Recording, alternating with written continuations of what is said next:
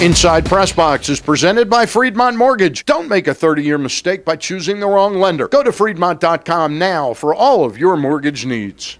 And welcome to another edition of Inside PressBox. I'm your host, Stan the Fan Charles. It's the heart of the NCAA lacrosse season. And this week, Inside PressBox is going all things lacrosse. The movie Crooked Arrows premiered in Baltimore last week, and it uses lacrosse in an old familiar formula aimed at entertaining movie fans and making new lacrosse fans by using the game's Native American origins as a hook. We'll also profile the #1 ranked Greyhounds men's team, coached by Charlie Toomey. By the time this show airs, the Greyhounds will either be moving on or we'll see their season finished. Either way, it's been a great ride. But joining me first to talk about the oldest rivalry in lacrosse is the Terp Talk guy, Bruce Posner, host of the Terp Talk show, and former Johns Hopkins goalie and two-time NCAA champion and MVP Jesse Schwartzman. And Bruce, you said introduce him as the greatest goaltender of all time. No, I didn't say that. I said the greatest current goaltender in the world. Oh, okay. All right, all time. Okay, but you said he's got some things he's the greatest living goalie that's playing today. Right now, he is by far the best goalie in the land. All right. What do you think of Bruce as a talk show guy? He is by far the greatest Terp Talk host in the land. Hey, talk a little bit, Jesse. You played in the game many times. Bruce has observed it a lot more times than you played in it, but this is the oldest rivalry in NCAA lacrosse, more than 100 times. Oh, yeah. What was it like being inside the game? It's special. I mean, there's a game inside the game, and all week you hear from your coaches to hate Maryland, and to, as a Hopkins guy, hate Maryland, Maryland this, Maryland that, and they try to just build up as much emotion inside you. So when that kind of opening face-off happens, there's kind of a statement play that you want to make at the beginning, and it's just both teams' emotions are high, and it's going to be a great game, and it's for a trip to the Final Four. So. Now, Bruce, we talked about you and your passion for Maryland and how it was in the NCAAs when Maryland won the basketball tournament. Your son was at Indiana. Now, he's got a brother that went to the University of Maryland. Yeah, I like Jesse a lot, but Andrew's my man. All right, Andrew Schwartzman's my guy. You know, we talk about the rivalry, and Coach Tillman and Coach Petromala would both admit that this year's game was so emotional, so overwhelmingly emotional at Homewood Field that Maryland won 9-6, that it cost them against Navy. He said it was really 2 losses against Maryland, and there's no doubt Maryland came out dead as a doorknob against Duke in the ACC tournament, wound up losing. That game was off the charts. It really was. Jesse, talk a little bit about that. Since you did play the game, what one of those emotional games can take out of a team, and how do you get back on top of your game, which both teams admittedly look like now they're about to be peaking? Yeah, well, I mean, in the end of the season, both teams play such a tough schedule. I mean, year-round, top 5 schedules, both teams. So every week's a new opponent and a new challenge, and it's tough, but it's kind of just one of those things where you have to do it and you get used to it, and you work all week on Maryland, and then right when the game's over, you flip switch, and every year for Hopkins, it's Navy the next week. And Navy's a tough opponent, and as you see, they didn't have a great year this year, but Hopkins came in kind of flat, and it cost them a big loss. We're talking with these guys, Jesse Schwartzman, former goaltender with Johns Hopkins University, and Bruce Posner, Terp Talk guy. This game will be played and over about 10 hours before this show airs.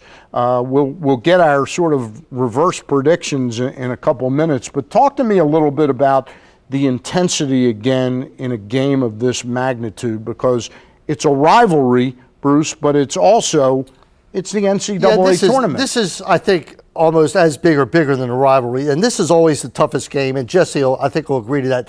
To get to the Final Four, look, the goal is to win the title, but you get to the Final Four, there's no way you can leave there unhappy, because it's so tough to get there, and you know, the 4 teams that are left, there's no upsets at the Final Four. You see a lot of 1-goal games, a lot of, fist fights and battles. So to get there is so tough. And this game takes on that level, I think even more so than the rivalry, because both teams are dying to get there. All right, Hopkins, they were number 2 ranked. little bit easier road to there. Maryland really struggled against Lehigh, but persevered. But that's all past.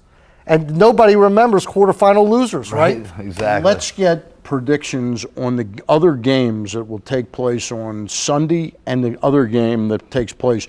Who will win the Loyola Denver game? They've played, this will be the third time this year. Third meeting. Actually, the first two games took place out in Denver. And usually it's an advantage out there. But Loyola has a very strong team this year. Coach Toomey's done a great job with them. Their offense is phenomenal. They're clicking at all parts.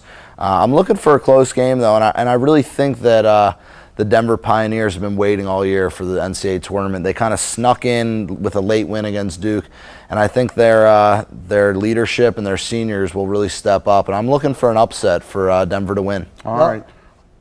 How about the games on Sunday? UVA plays Notre Dame.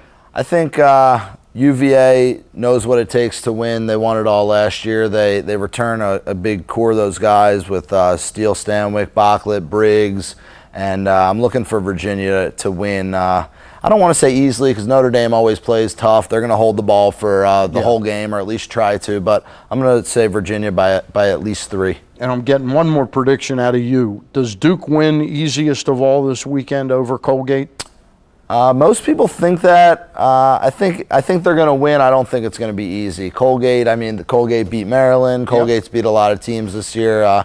Colgate could win, but I think that might be one of the more surprise games of the week. They have one of the best players in the country. Peter Baum, without question, did not have a great game against UMass. They need a great game from your great player. They have a new goalie, kid by the name of, I think it's Connor Murphy. Only his second game he started, so Duke's going to survive. I think Duke will survive. I agree with UVA, but I disagree about Loyola. I think Loyola's going to win. I think Loyola's going to win. They should win. They deserve to win. All right, they beat him twice in Denver. We got just a little over a minute right now. 3 times. It is hard to beat a team 3 times, but I think they play defense. Let's pretend that Maryland has won the game. Bruce, the Terps won. They beat Johns Hopkins. Why? The key is Hopkins always allows that 15-foot dead-on shot. Their defense goes to that.